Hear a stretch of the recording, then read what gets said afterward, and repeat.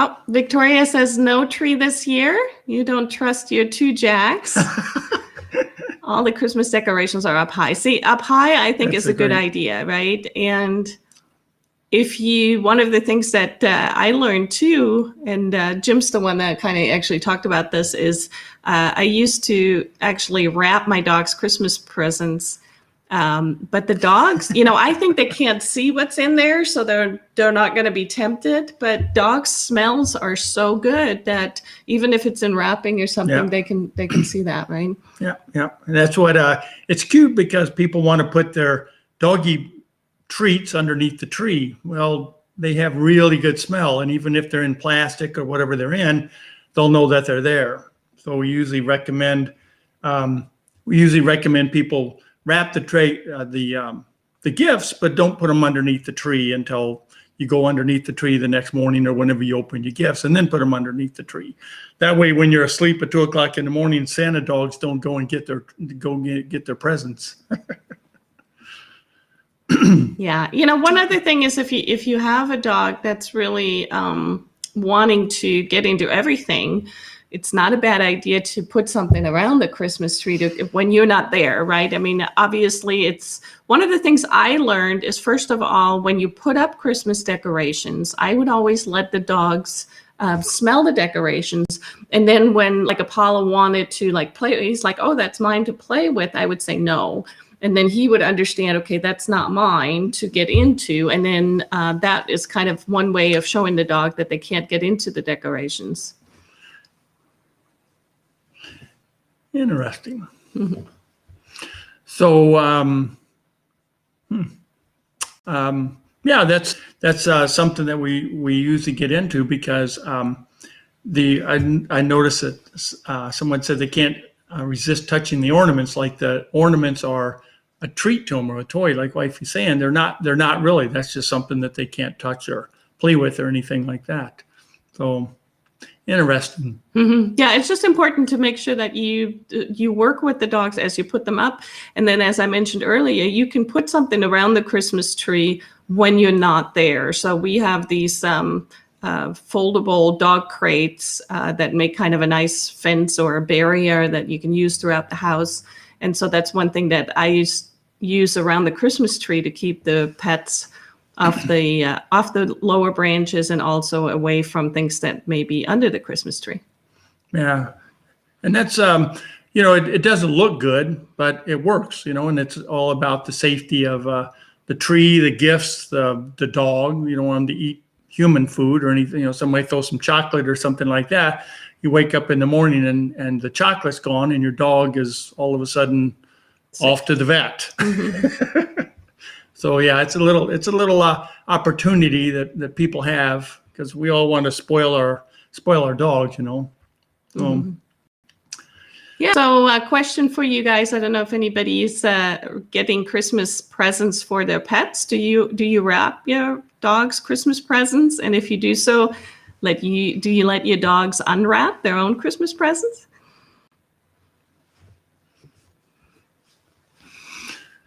So that's cool. We're just having a look. If you all Victoria says, there we go. Okay, I tried to let them sniff the garland and he wouldn't want to let go. Okay, sorry. Yeah, that would be something because when you get a toy for them, sometimes you'll hold the toy up to it and they think, hey, that's my toy. That's why you're holding it up to me, right? So the dog, you let them sniff it and they go, well, thank you. I'll take that garland. That's cute. Oh my God. Running through the house with the garland. Oh, that's funny. And then what happens is then you play the chase game. And then it's, oh, this is great. I grab the garland and take off running. That's very cute. Which, little dog training tip for that. Whenever your dog has something you don't want them to have, you actually don't try to get it from them. What you actually do is grab something of theirs, like a toy, a squeaky toy or something that they like, And immediately when you pay attention to a toy that they love, they will let go of something that you don't want them to have. So a lot of times people do the exact opposite. They chase after the dog and try to grab out of their mouth what the dog has that they shouldn't have. And then it turns into a game. Yeah, that's kind of interesting. So, and I'm not sure if we can see YouTube here. We're restreaming on 3 different channels, and I'm just curious if YouTube can see us. So, see, we have some people on YouTube. If YouTube can say, I see Facebook is okay.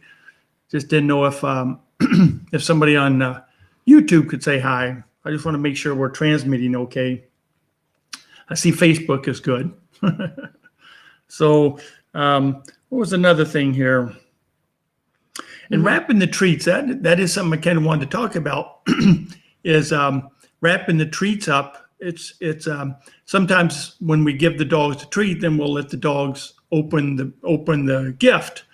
And that's kind of a opportunity in itself, because when you let them open a gift, now we're teaching them that this human wrapping is okay to shred. So then they might go to another wrapping and go, well, if this one's okay, this one might be okay. So we usually recommend that you unwrap it for them and then hand them the treat. So yeah, very cool. What was another one here? All right, what are you getting your dog for Christmas this year? If you're getting your dog a Christmas present, what are you getting your dog? Is it something that's truly for your dog? Yeah, like a new computer. Your dog needs a new computer. Jim got Apollo a new computer. I got Christmas. Apollo a new gaming computer. He likes gaming. He said I could use it for now. Oh my goodness. Yeah, but what are some of the things that you like to give your dogs for Christmas? So one of the things that I enjoy doing is I love baking. And a few years ago, I started baking my own homemade dog treats. And then I compiled some of those dog treat recipes into a book. It's called Chew on This Homemade Dog Treat Recipes. So that is something that every once in a while, if you are on a YouTube channel or you read a blog, you might find that I share some of the recipes from that dog book with you. And all of the pictures that I took during the cooking are in the book, which is kind of fun. And then, of course, Apollo and Heidi are taste testers, but Jim sometimes taste tests them cookies as well. They're pretty good.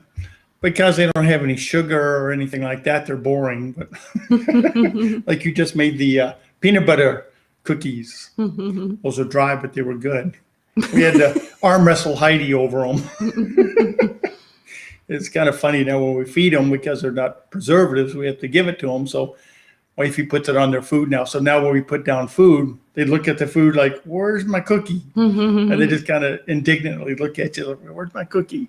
Oh my goodness. Yeah, that's the one thing about making your own dog treats. There's no preservatives in them. So you have to either keep them in the freezer or use them up, because if you make a huge batch, they don't stay as well as store-bought treats do. But they are a lot more healthier. And, one of the things I like about it is that you can truly know what goes into those treats. So yeah, you make them yourself. Well, welcome, forever best friends. How are you all this season?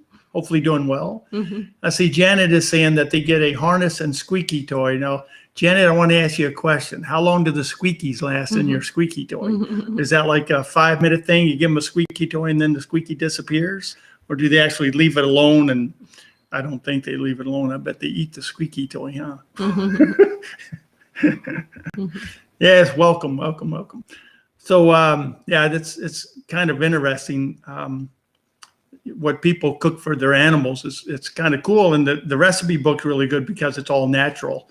So it worked out really well if you can't figure out what to make for your critters.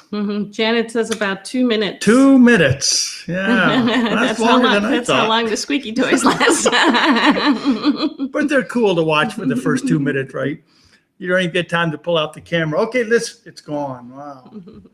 But that's pretty good. People like squeaky toys. And if you have a little dog that can't eat the squeaky toy, then they might last for a couple of days. So 2 o'clock in the morning, you're laying in bed, you squeaky, squeaky, squeaky, squeaky. Like, well, I guess that's not too bad. What other questions we have?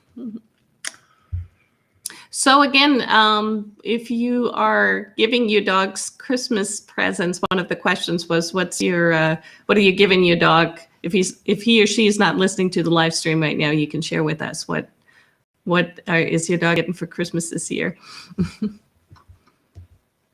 The tug of war, that's cute. Yeah. We got some rope toys for Rosie Bell's stocking. That's nice. I love rope toys. You know, Apollo, that's one of his favorite things, are the rope toys.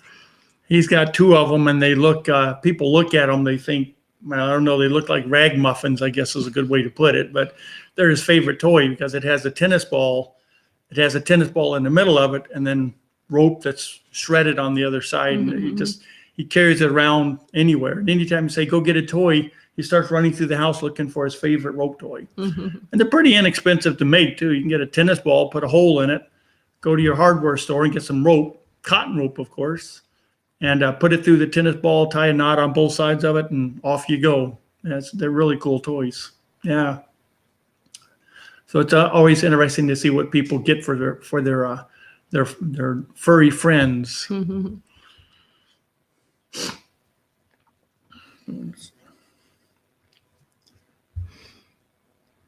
Oh yeah, the questions are the photo, the Christmas cards, the family Christmas cards. I think we've done that too. We did a Christmas where we had a professional photographer come out, and we did a Christmas card with the horses, the cat, and the dogs. And it was interesting. We're going to do an interview with a photographer, a pet photographer, because I'm really curious how they get dogs and cat to hold still when they take pictures of them. Yeah, Heidi never holds still. I don't think I have one good picture of her. Recently, just somebody asked me for some pictures of Heidi because we did an interview on how, about Jack Russell Terriers. And that's definitely the one thing I can, all the pictures I have, Apollo is sitting nice and pretty, and nice. Heidi is like halfway out of the picture. We're holding her. She's like usually like this already before we take a picture. We face her forward. She just off she goes like that. But yeah, that was kind of interesting. I think most of if you see our videos, we're holding Heidi pretty tight, going, hold still, you little dog. So it's pretty interesting, but that would be an interesting thing. So how do you do that? You fill them up with cookies when you do that?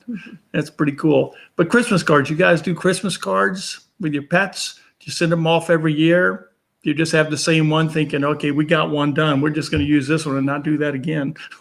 Does anybody still even do Christmas cards? Is it? I don't get as many as we used to. I mean, I have to say I'm really bad too, because I don't send Christmas cards out anymore.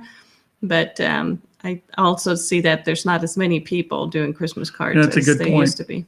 I've always just picked up the phone. It's a lot easier, a little bit more personal. Hey, how you doing? How's Fido and Fido at, or whatever, So it's kind of interesting. People still, that's a good point, because it used to be, people would hang the Christmas cards on their tree, and then the dogs would probably go over and eat the Christmas cards. Hang them on the tree. Oh, that's good. Yeah, hang on, exactly. So Janet says they have someone stand behind the camera with treats to get the dogs to stay. Oh, that's really good. Oh, that's a good idea. Stay. Yeah, exactly. Yeah, that's a good way to do it. Yeah. I'll stand back there and, hey, look at me. And then they go, what's in your hands here? Oh, nothing. That's funny. But that's a good way to do it. And Forever Best Friend says, I torture my family every year around Thanksgiving for a family funny photo with the dog. Well, that's cute. That's a good time. Thanksgiving, everybody's together. That is probably the best time when you have children that are not all at home to get that picture. Except maybe this year. But yeah, that's a good thing. And everybody likes the dogs anyway. You have a dog that doesn't knock you down or something. Of course, that'd be a good time to do that. But family photos, interesting. I remember a few years back we did when we first moved into our house here, we had 2 horses and 2 dogs, and we did a family picture. And it actually turned out pretty good. It was. We sent that one for a few years, didn't we? Yeah, it was. It was so good. It's like, let's send that A again. few years, everybody's like, "Yeah, we already know that photo." It's not a, what do they call it? Reissued? Rehash. What do they, regifted? Regifted, yeah. Oh, that's funny. Oh, it wasn't gifted. Oh. Regifted. Oh, that's that's interesting. So what adventures do you all have during Christmas with the Christmas presents? I'm still kind of curious. I don't understand why you put that on there. We have one that runs through the house with what is garland? that? Garland? What is that? I'm not sure what a garland is. Runs through. You can the tell house. Jim never has anything to do with Christmas decorations. He's like, a garland? What is that? Like, is it a Garland a show or something? Betty Garland or something like that? I don't know. Run through the house with food, but why would they run through the house with? to get I know, right, Jim? Yeah, I know. I can't read it. Give Christmas cards. He take white out. White out. Using this one. Everybody knows Jim's kind of cheap. I resemble that remark. I resemble that remark. Oh yeah, right. It's the the fruit cake back in our days. Yeah, we really were one of those people that got fruit cakes or gave fruit cakes, and I think they would last to the next Christmas. So you just keep them sealed, throw them in the freezer, and then the next year ship it off again to your grandmother or something. But I remember the fruitcakes. That was so. Victoria says, I took a few pictures last night. The boy Duke wore his Christmas tie, and Venus wore her Christmas bandana. Oh, they looked cute. Miserable. Aw. That Like is- Ralphie from Christmas Story in the bunny suit. That's funny. Can't wait to see those pictures. Hope you share them on Facebook. Oh, that would be, they look miserable. Oh my gosh. But they're our little dogs, right? They just sit there and go, okay, fine, whatever. Ralphie and the Christmas Story. That is a great movie. I love the Christmas Story. Oh, that's a good one. Oh my goodness. That would be a funny, I can see that one. That was pretty cool. Yeah. Pretty funny. So we wanted to let you guys know we started a new series on our YouTube channel. It's called People with Passion for Pets. And we're going to have a bunch of them coming up. We've had some great conversations already with people. So look forward to that, to sharing those with you on our YouTube channel. And then 2 weeks from today, we're going to have another live stream. And that one's going to be December 29th. So it's going to be just before the end of the year. We thought we make it about pet safety. So we're going to talk about how to keep your pet safe, particularly during New Year's. New Year's and 4th of July. Those are the two holidays where so many pets get lost because there's so many dogs and other animals that are so afraid of fireworks. So we wanted to give a little bit of tips on how that, what you can do to prepare your pet. So that's coming up December 29th. And that'll be really interesting. There's a lot of people out there with passion for pets, and we're online right now. So it's interesting. It's kind of cool. You go through YouTube and you see these people that do crazy things with their animals, and it's cool. So I want to talk to them, and I'm sure you guys want to talk to them. So we're going to round them up and see if we can get them before Christmas. Probably not though, but we do want to talk about the safety, dog safety, because that's a big issue when fireworks are around and guns and stuff like that. So, oh, that's funny. I like lamb. Do you all remember that one? So we were saying earlier, I don't know if Forever Best Friend was already on the live stream. We were saying, are you sometimes getting Christmas presents for yourself, but you're saying you're getting them for the dogs? Oh, yeah. Yeah, that's right. The leg lamp. I never understood why Mom didn't like that leg lamp. Do you remember it? No, that must have been a thing in the U.S. I was still in Germany. The leg. I'll have to get you that show. We'll watch that show. It's funny. It's really funny. Yeah, you poke your eye out, boy. Yeah, it's a great one. The actors are he's really a good guy. So is there anybody that still has a question? Doesn't have to be Christmas related, but if you have any questions in regards to dog training or other things, please go ahead and just share them with us in the chat. chat area. Yeah. But this just talking about this live streaming. Forever Best Friends has been doing one for a while, and it's really kind of cool. Admire them actually the way they do that, but it's really kind of cool because you get to do live streaming with people that just might have a question or want to talk or have a good time or talk about a subject or something. It's really cool. It's enjoyable, and it's really interesting how the setup is such a big deal. I mean, you want everything to be just right, but the subject is really kind of cool too, especially with Christmas coming around. It's very cool. Now, all right, question. It says, so we went to the new dog park. How do you handle a not so nice experience when your dog gets cornered? Oh my, that's a tough one. Rosabelle. How much? Yeah. Well, as you know, it comes down to safety.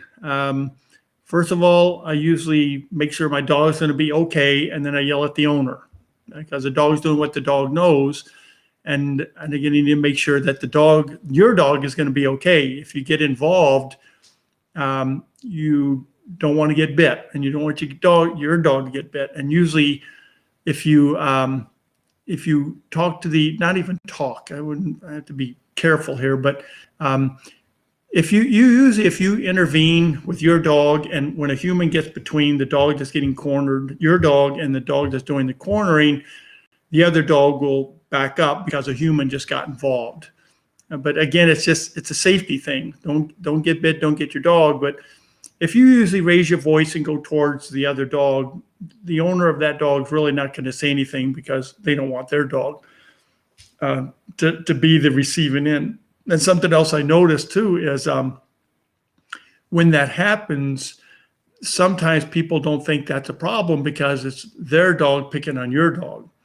And it's kind of unfortunate, but I don't think there's a problem protecting your dog. I don't think there's a problem at all. And of course it's an off-leash park, but I find sometimes walking away helps with Apollo because I know that he will follow wherever I go. Now, of course, if your dog, if Rosabelle was like cornered and she couldn't get away, but a lot of times what I find, or the first thing that I will do is actually start walking away, and that will make my dog follow me, which then usually gets them out of the area, because dogs that are getting cornered, it's usually like that standoff, hey, who are you? And then when the dog that's being put on the spot is just kind of going, hey, I'm walking after my mom, or I'm out of here, then that usually breaks up anything that could go any further. So yeah. I don't know Rosabelle that well, so I don't know if she's very submissive and she just sits there and she won't move, or if she would start walking out of the situation if you were to remove yourself. Yeah, and the cornering is kind of a tough opportunity because a lot of times your dog can't move, and your dog advocacy is really something, because that's actually one of my, I don't want to say pet peeves, but when we go to the dog park, sometimes people, and I'm sure you can say, oh, absolutely, I've seen that, but you'll go to the dog park and you'll see people just open their car door and let their dog jump out. Well, if they have a sweet dog and you see this dog running up to you, you have no idea this dog that's running up to you is nice or not. And then when you say something to the dog, you hear the owner go, oh, he's a nice dog. Well, how am I supposed to know that?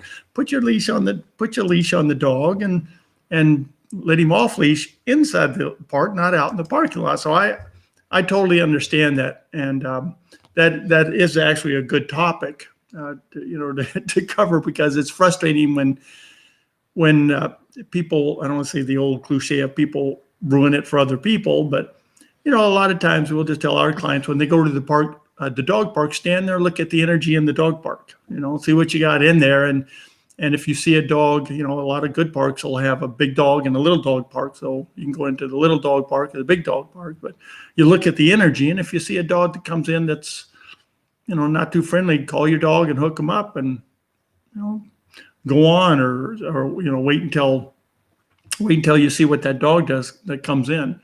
But most of the time, though, we find that it's not too bad, because the dogs work it out.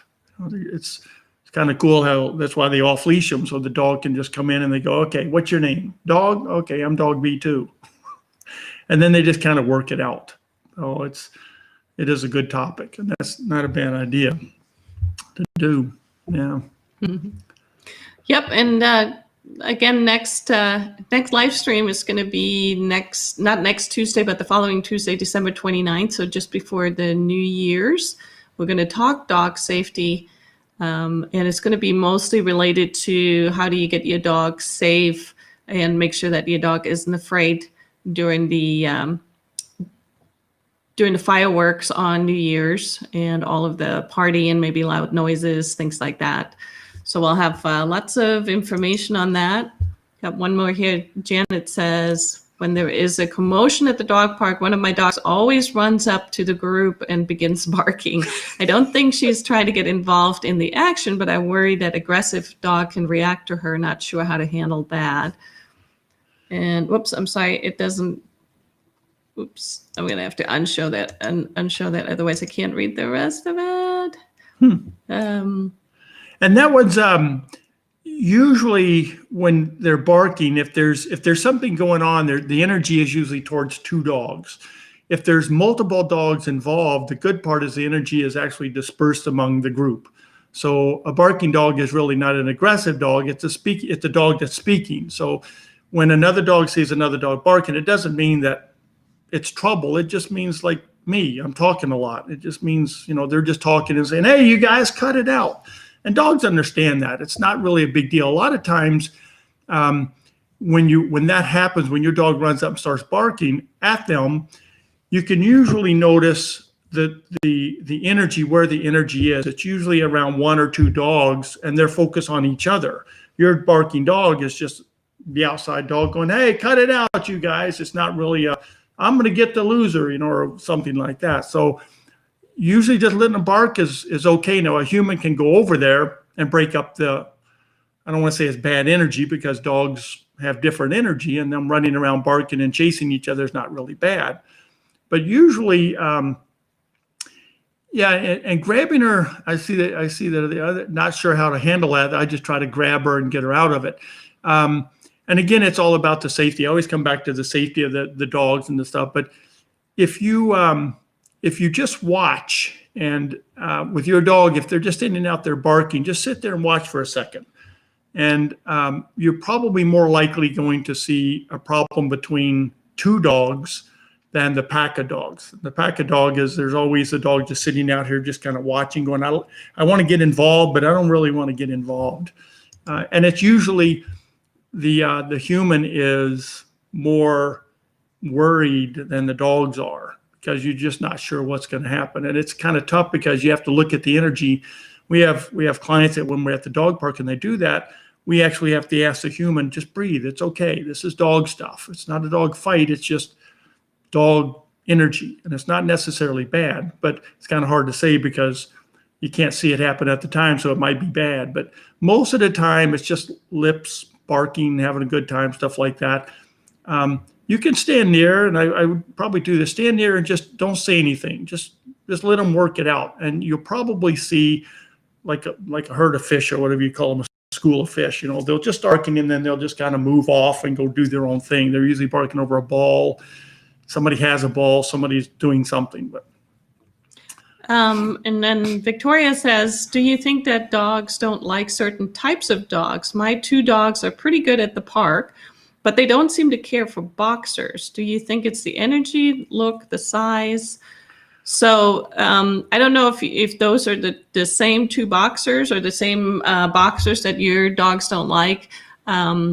But oftentimes it is the energy. Like Apollo, for instance, he can be reactive to some dogs when he's not reactive to others. And it's usually the energy that dog portrays. So when it's a little bit more of a hyper energy or a little bit more of a kind of calling out energy, then he seems to be more reactive to that. So that could be the same with your dogs.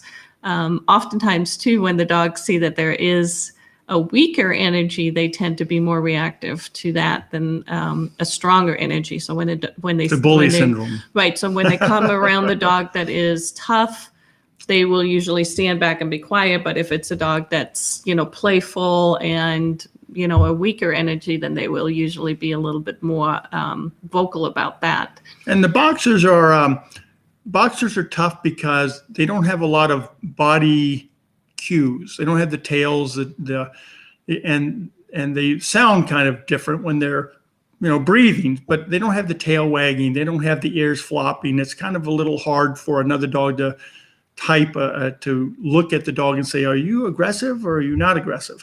And boxers are usually pretty forward going dogs anyway. They're usually very confident, and they just run up like, hey, I'm a boxer. What's going on? Not in a mean way, but just aggressive, where another dog might say, get out of my face, please. And it might be something like that. Boxers usually are very physical dogs too, not in a bad way, but they like contact. I mean, when a boxer plays with a human, they like the physical contact, and when they play body slam. They body slam other dogs too. Yes, yeah. I can attest to that as a child. I used to get body slammed by our dogs, but they're very contact dogs, and a lot of other dogs don't like that. For instance, Apollo, if the dog's 10 feet away, he doesn't care. But if the dog comes up to him too closely, he goes, why are you so close to me? And boxers just have that tendency to come right up to another dog and say, hey, how you doing? And it's hard, again, it's hard for another dog to judge the personality of that dog until after they figure it out for a little while. The good part is boxers are not normally, I don't want to say fighters, they're just usually not aggressive, energetic towards other dogs. I don't know how to put that, but they're usually okay. And again, it's that energy towards you that you have towards your dog. When you see a boxer, then your energy might flow into your dog going, hey, it's a boxer. And he goes, okay, I'm ready. But anyway. Mm-hmm. All right. Well, thank you for all of your questions. We went a little bit longer, but we always love to stay and chat. So we're so appreciative to everybody that tuned in today to our live chat. We're going to do these about every 2 weeks. And then again, we have a new series coming up. I'm going to show the interviews we're having with people that are passionate for pets. So I'm excited to share those with you. And then in 2 weeks, we'll have another live stream on the 29th. It's all about dog safety. All right, so we're going to say goodbye. Hope you have a wonderful Christmas and beautiful holiday season. You and your family, and your fur babies. And thank you all for joining. We love you. We love the animal lovers. It's nice that you're out there. And have a safe Christmas. We'll see you on the 29th. And thank you all very much. Yep. Mm-hmm. And until next time, keep your paws on the road. See you soon. Bye. Bye.